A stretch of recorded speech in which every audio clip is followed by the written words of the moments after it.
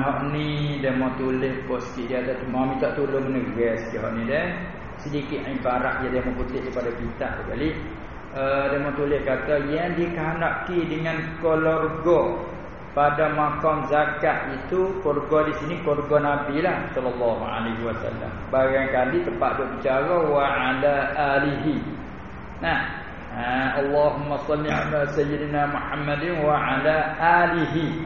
Agar dia kata dan atas keluarganya. Payah kata dia sarahlah situ. Dikehendaki dengan keluarga yakni keluarga Nabi sallallahu alaihi wasallam pada makam zakat.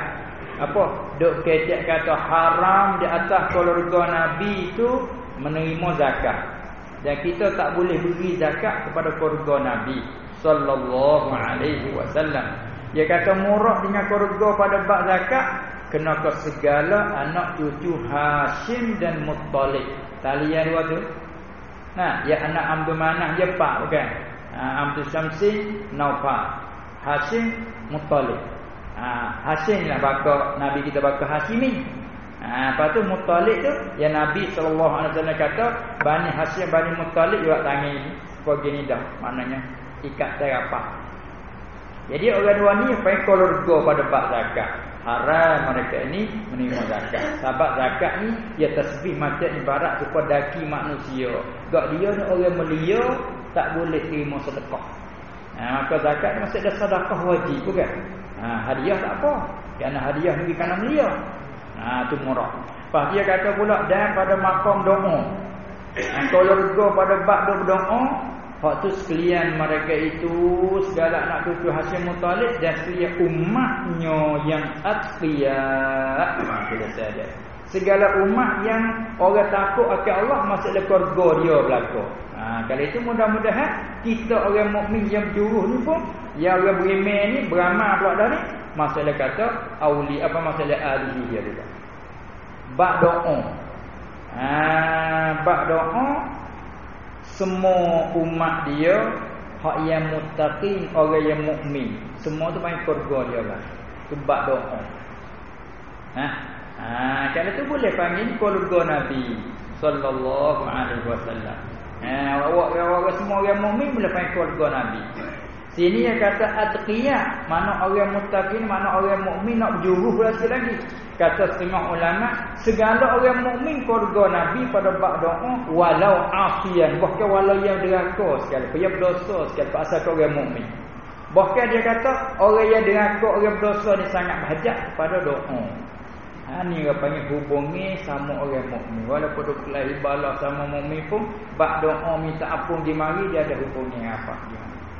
Itulah kadang-kadang dalam hadis sebut kita tak ada buat amal banyak mana. Kadang-kadang kita ni dosa banyak. Datang bila gijak akhirat esok tak ada. Nyahapuh. Buku mana? Buku ada orang duk doa. Dia kata sama mukmin ni lah. Dia panggil saudara mati. Innamal mu'minuna ikhwatun sungguh. Penting tak dalam Quran dia kata innamal mu'minuna ikhwatun. Semua orang saudara mukmin tu dia panggil saudara. Pastinya kata fa aslihu baina aqwaikum. Tu menunjuk kata di kalangan sama saudara dia ada tempat rusak, tempat jadi begitu gini ada tapi dia suruh baikilah kamu. Ni antara hubungnya orang sama-sama mukmin. Tengok. Ya kadang-kadang balah mari. Patut bawa dia berdoa. Allahumma ighfir lil muslimina wal muslimat. Tengok doa ya Allah ampun bagi segala muslimin muslimat wal mukminina wal mukminat. Minta ampunlah. Kadang-kadang Allahumma ighfir li ummati Muhammadin.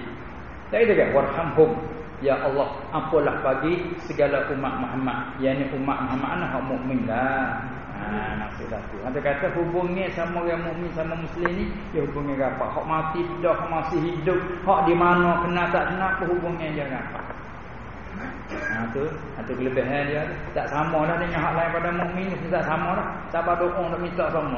Doa itu cukup doa sifat berdoa bukan minta kau tu diri dah. Walaupun letak di diri li wali walidayah ada keperluan. 2000 apa? Wali masyayikhi bagi tutup guru.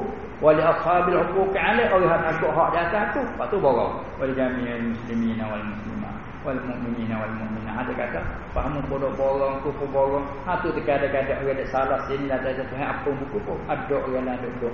Hak terima tu borong apa dia. Ha ni kelebihan sama mukmin. Tapi kalau kita ingat saudara dia balak-balak tu buat ingat saudara dia sejuk tak ada itu kan. Dia. Tapi dia kena sang tak khabar, tak khabar. Tengok orang balak dua beradik kan, tak khabar dah. Tak khabar mula dah abik, hak ni panggil abik, hak ni panggil adik, abik tapi dia balak mungku. Tak kata tak adik abik. Abik dari mana? Mung. Mung dah. Mana kata mung tak ada kata adik. Kita tak ada apa dah adik orang buat abik. Bawa dia sang masuk mungku. Orang mai tengok kena kan dua tu tak ada orang lain dua beradik tu. Mana mungku dia tekah dia kena sang masa dia dah. Tapi dia kelimah lain mari satu. Tu dia lepas tu bos sejuk ni mari berteriak pula. Maaf bayar ni pemaaf adik. Tengok. Dia tak boleh dia benda ni dah. Masya-Allah. Dia kena sang. Tengok dah tu Qabil bunuh Habil ke dia. Nah, dia cerita awal di situ. Itulah di antara apa dia hubungkan keluarga yang dimaksudkan di situ. Pas surat tu kita nak kita ada dah banyak lagi soalan kita ada rasa kena baca kitab dia kedua pula ya. Ini bab mereka kali. Dia tulis kata kita orang datang. Kamar dia kita berkahwin dengan seorang perempuan. Tak ada nawayan. Dah Allah. Dia tak kahwin sama jantan. Lepas tu elak sebenarnya. Tak apalah kita nak baca dia. Perempuan tu saat ni dia ada anak dah. Ada anak perempuan dah besar lah, balik dah lah. Namanya anak kita dah lah dan dia bila kita kahwin kat situ. Maka kita dengan anak kita tu jatuh ke ais maya atau tidak. Bawa nak situ. Nak kena. Kita tak tahu pasal dia. Tanya dia kan. Kemudian kita kalau kita bercerai dengan mak dia hingga lepas edah dia lah. Boleh ke kita nak berkahwin dengan bekas anak tiri tadi? Tak tahu pasal tu. Nak kena. Tak tahu ya tak tahu. Bukan tak tahu tu tahu. Dia kan. Atau mak dia mati lama dah boleh ke kita nak kahwin dengan anak tiri tadi. Itu dia. Ya padanya tafsir. Kita bagi kau orang tak tahu ni, tak tahu duk dia.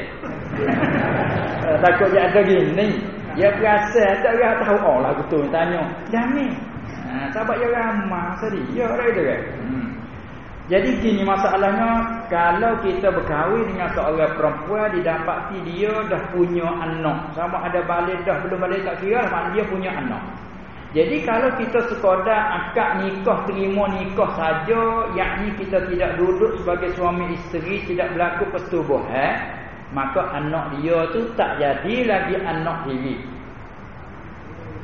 Dia panggil tak jadi mahram bil musaharah dak lagi. Sekiranya kalau pergi bercerai dekat tu, lepas tu tak ada kena tunggu dah, ya dah tak ada. Ambil hak kata anak dia tak ni buat isteri, maka itu boleh sah harus. Tapi kalau kita berkahwin dengan seorang perempuan, tiba-tiba kita duduk sebagai suami isteri yakni setubuh, maka anak dia panggil jadi mahram bil musaharah dia panggil. Mahram bil musaharah. Mahram supaya dengan anak kita sendiri. Yang anak kita dia panggil mahram bin nasab. Ini bil musaharah sebab ambil mak dia, anak jadi anak diri Melayu kita panggil. Maka hak tu wuduk tak batal muka mahram. Dia panggil orang ni orang yang haram nikah dengan jalan berpanjangnya selagi hidup dah dunia tak boleh nikah. Man haruma nikahuha 'ala ta'bid. Tu panggil mahram macam tu. Kata anak tiri mahram. Ma'abad haram ma'abad tu panggil. Selama hidup dah dunia tak boleh nak kahwin. Wuduk tidak batal. Tengok-nengok lain pada ekor pusat dia lutut halal. Selama tidak melahirkan fitnah. Betul? Itulah di antara wuduk tak batal. Kita nak kahwin dengan dia tak leh, sekalipun kita cerai ibunya atau ibunya dah mati meninggal, maka dia tu sabit mahram sampai berpanjangnya selagi ada dunia. Akhirat esok tak apa lah. Ya habislah hukum dia dunia. Tu dia. Tu dah nasbah dengan orang tak tahu je tak tahulah. Tu. Maka Tuhan sebut dalam Quran wa ummahatukum minar radha'ah. Dan ibu-ibu kamu haram kahwin kamu ke ibu-ibu kamu ibu dari susu.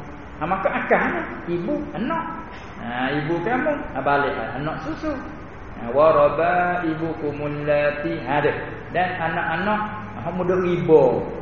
Anak-anak hak muda riba. Pada orang kata ni tak ada riba. Hak tak boleh anak hak muda riba. Masa kita kahwin dengan dia ada anak kecil kita dah beriba. Hak ni tak ada riba dia balik dah. Tak kira tu dia kait riba tu dia panggil ghalib saja. Kait panggil ghalib. Maka hak kait ghalib ni panggil tidak ada mafhum baginya. Ini ayat tu bila sabit mahramah tak boleh dah berkahwin dan wuduk tak batal. Itulah jawab sorak. Ada menyedak. Tu dia. Adapun tu masalah hak tu hak balik anak tiri. Kalau kita akas hak balik kita ambil ibu dia ada anak. Adapun balik sebaliknya ada selagi masalah. Kita berkahwin dengan seorang perempuan. Baginya seorang perempuan, maka ibu dia tu bila kita akad nikah, terima nikah siap, jadi mertua selalu walaupun tak ada duduk. Nampak tak tu? Si Zainab dia ada anak perempuan. Kita kahwin dengan anak perempuan si Zainab. Apabila dia wali akad nikah, kita terima aku terima ke nikahnya tu, kita panggil Zainab jadi sabit zaujiah isteri kita. Mak Zainab nama tu, mak isteri kita tu mertua salah siapa kata. Ibu dia, nenek dia tu panggil mertua. Maka halal tengok menengok, tak batal wuduk dan haram nikah kahwin selama-lamanya. Walaupun nikah gantung tak ada duduk sekali, bercerai, maka tak haram dah. Ni panggil tu tua selalu dah. Lain sikit beza dengan hak ni dah. Lain sikit hak ni bila kita duduk sebagai suami isteri barulah jadi haram ni. Ada pun balik tok tua tu semata-mata terima nikah jadi tok tua selalu dah. Walaupun cerai tak ada duduk pun mana juga.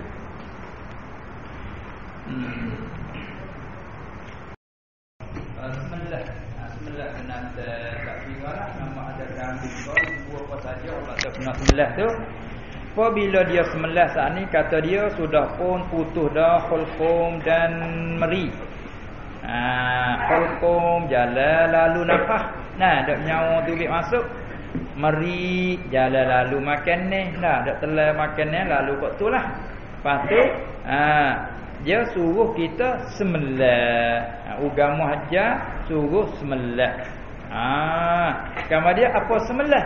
Sembelih dalam arti pada logat atau pada syarak memutuskan hulkum dan meri pada ketika binatang itu dalam keadaan hayat mustaqirrah, dalam hidup yang kemah, hidup yang tetap, bukan hidup yang berakuk, panggil mazbuhah, hayat mustaqirrah.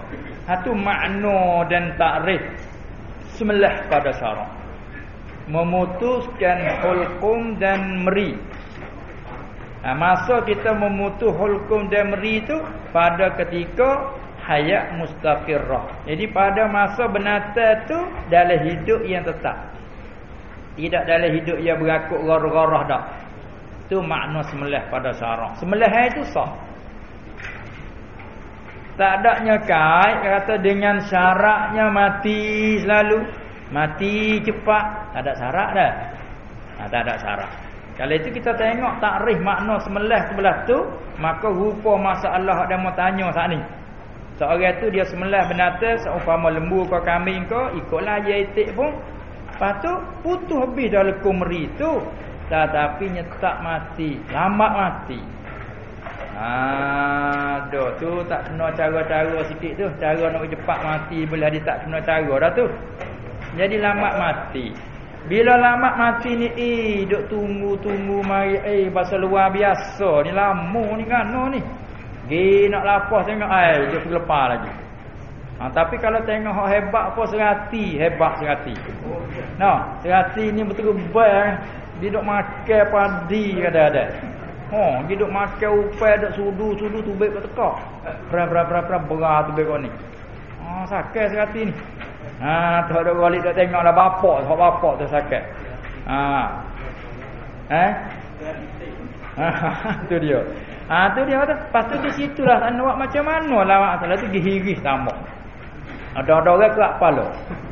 Nampak tak? Ada orang kerak kepala tambah. Lama mati. Ada yang selak panah pun ada. Jadi dari segi sah sembelih tu ya sudah sah. Dari segi halal maka tak ada gapo dah. Cuma masuk dalam bahagian takzib sikit ke panggil. Takzib maknanya ma'azab ke benatang. Ulama tiga kerak kepala ke selai-lai masuk lupa takzib. Sebab kita disuruh kerak tubuh nanti mati. Tapi dah lamak saat ni kita pergi kerak kepala. Mana mati ngatu. Tapi mati dengan kerak kepala pun sembelih kita sah dah. Tak ada apa dah. Kerana cukup dalam takrif tadi. Sebab itulah dia mari sunat-sunat pula tu. Dia suruh mengelakkan sembelih tu. Sebab datang kita mengaji bab ihsan. Bab ihsan tu kan. Allah Ta'ala berkenan kita buat baik kepada binatang, sama ada yang berakal yang tak berakal pun suruh buat baik. Oleh itu bila cara buat baik dia suruh mengelakkan cara kelakuan bunuh. Kalau seorang itu saya kata orang yang kena bunuh oleh pemimpin misalnya, maka cara bunuh dia suruh mengelakkan kelakuan bunuh. Fa ahsinul qitlata jaja. Maka mengelakkan kelakuan bunuh. Lepas tu lagi wa ahsinuz zibhata, dan kamu mengelakkan kelakuan sembelih. Zibhah. Kalau orang ngaji kelimah dia panggil masdar lil hay'ah. Kelakuan sembelih tu mengelakkan. Ni orang belajar cara. Jadi satu pelajaran pula ni, cara sembelih lah mana nak bagi cepat mati. Ada pula nak bagi sedap daging, tak sewi hamih, tak sewi bau. Dia ada cara pula dah tu. Tu nak belajar situ lah tu. Ada tak? Maka itu maksudnya mengelak kelakuan sembelih. Dari segi sah tak ada apa dah bila memutus hulka dia meridis pada hayat mustaqirah sah. Tapi elok ihsan tu kena belajar situ pula. Cara sembelih hatilah mana Pak Hati. Itiklah mana. Dan dia sahabat dia tak serupa semua kelakuan dia. Tak tak? Itu dia. Apa hal tu dah?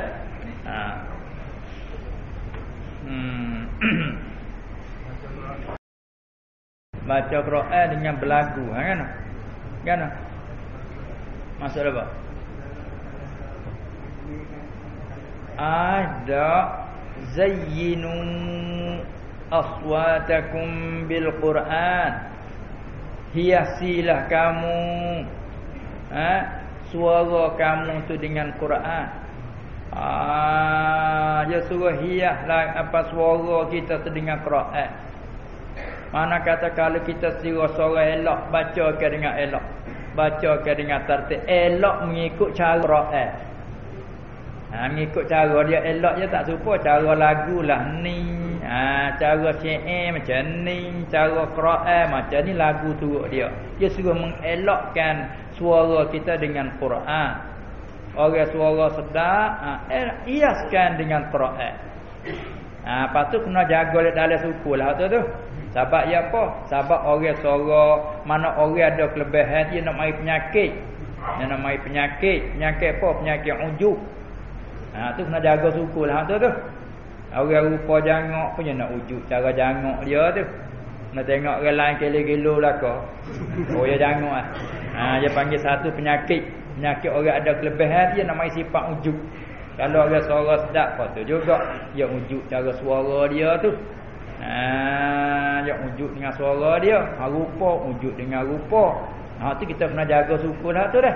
Tapi nak ayat kata orang suara sedap mempunyai kelebihan atau hari ke dia. Sahabat tengok Nabi SAW dia lalu satu kali betul Abu Musa al-Ash'ari radhiyallahu anhu dia baca Quran. Nabi dia dengar. Lama kelip mai dia baca, dia dengar. Lepas tu Nabi wayak ke dia, aku dengar mu duk baca Quran. Rasulullah dengar ni. Kata Rasulullah dengar mu tak aja. Sebab orang dia baca lalu tu lalu dia rasa malu dah itu kan. Dia kata muni Allah Taala beri kamu nikmat besar, suara muni macam serunai. Hawikmu. Dan suaramu macam suara Daud. Mana tu Nabi puji ke dia. Orang suara sedap ni diterpuji. Ini kelebihan Allah Taala beri. Tapi bila kita ikhlas molek ada apa lagi dah. Kelebihan dia tu. Orang suka dengar orang suara sedap ni kan. Tak pernah baca boleh surah. Baca Quran boleh satu surah Baca boleh berapa ayat. Baca bonus sikit lagi Jadi satu kebajikan. Dia pun boleh beri kebajikan pada orang. Boleh orang memperdengarkan Quran tu, kebajikan dia dok baca, bagi dia boleh memperdengarkan orang. Tapi kena suci tadilah, jadi ada tak ada tadi siap Maka dia teringat saya amin tu. Tu beringat syukurlah tu kan. Bina ayat tu kelebihan. Tu dia. Maka kita baca turut cara Quran, gaya Quran itu satu kebajikan. Dia suruh baca dengan suara yang merdu. Itu dia.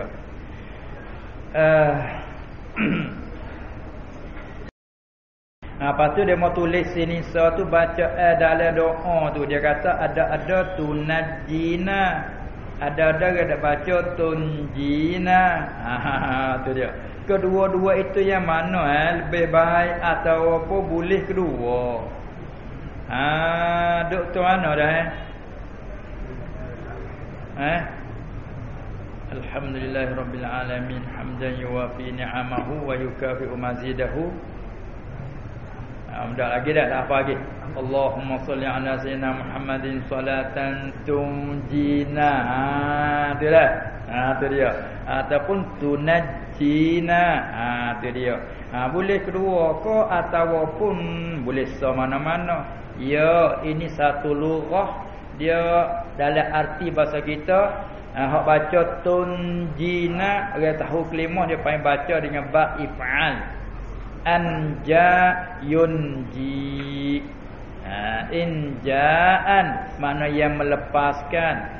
Hak baca tunajjina dia panggil baca dengan ba taf'in ataupun taf'ilah, dia panggil najja yunajji tanjiyah, makna sama ya. Kalau nak banding supaya Quran anzala dengan nazzala. Sama ulama kata satu makna saja. Anzala yunzilu. Nazzala yunazzilu. Ni anja yunji. Bila main kata tunji. Ni najja yunajji, main kata tunajji, makna supaya. Selawat ia boleh melepas iakan kami, makna Nabi. Dua lurah, dua logat boleh kedua. Sampai tak ada yang kata tunjina, ada yang kata tunajjina. Sah kedua-dua tu dah. Kita orang tak tahu dah bunyi tak serupa ke ada. Tu dia. Lain dah lah perasaannya.